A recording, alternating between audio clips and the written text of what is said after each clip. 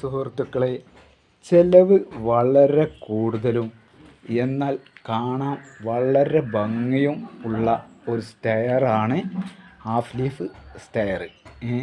Half ലീഫായിട്ടാണ് ഇത് പോയിട്ടുള്ളത് ഈ സ്റ്റെയർ.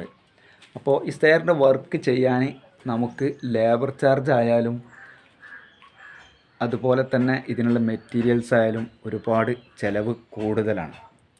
എന്നിരുന്നാലും ഇത് കാണുവാൻ വർക്കൊക്കെ കഴിഞ്ഞ് ഫിനിഷിങ് കഴിഞ്ഞ് കഴിഞ്ഞാൽ ഇത് കാണുവാൻ നല്ല ഭംഗിയുള്ള ഒരു സ്റ്റെയറും കൂടിയാണ് ഹാഫ് ലീഫ് സ്റ്റെയർ.